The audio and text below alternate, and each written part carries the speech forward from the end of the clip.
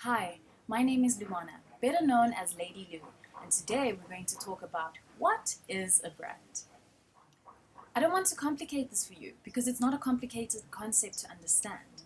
A brand is any person or conglomerate of people or organization that people will emotionally attach themselves to, support, and go out of their way to defend.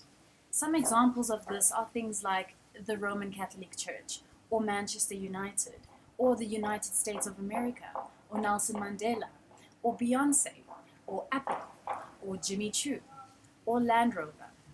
More simply put, a brand says who you are and why you matter.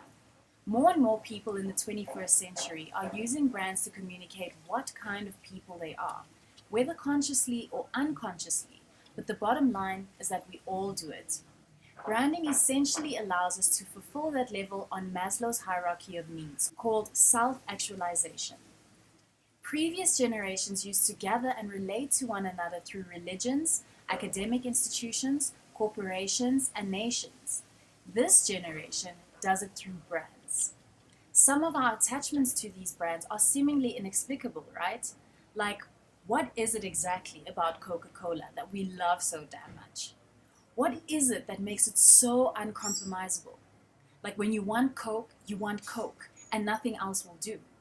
I felt this way about McDonald's too, and I'm one of McDonald's biggest health critics, but sometimes nothing else will do me better than a Big Mac meal. When a young adult moves out of their parents' house to live out on their own, and they have to go out and do their first run of grocery shopping, chances are they'll end up buying the same brands of certain items they grew up with at home, regardless of the price or how difficult it is to get, because there are just some things that we will not compromise on. And here's where branding really starts to get fun. Put yourself in the shoes of this young adult for a minute.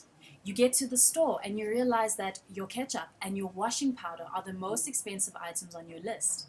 In order to afford your entire shopping cart, you need to go with the cheaper brand of one of the two items. Some of you might change your brand of tomato sauce in a flash, while others may find it easier to compromise on the washing powder.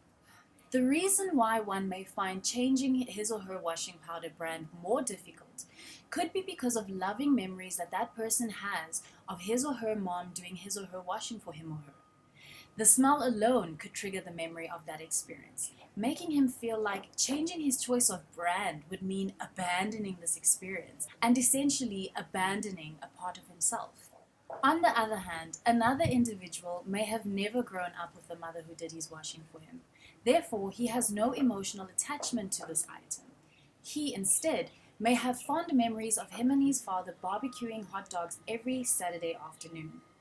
This guy will obviously have a tougher time compromising on the brand of ketchup that he and his father used to use all those years. So the bottom line here is that people like to identify themselves through the brands that they believe represent them. And once they've identified with those brands and connected to them on an emotional level, they will remain loyal to them and advocate for them for as long as that brand delivers consistently on its brand promise.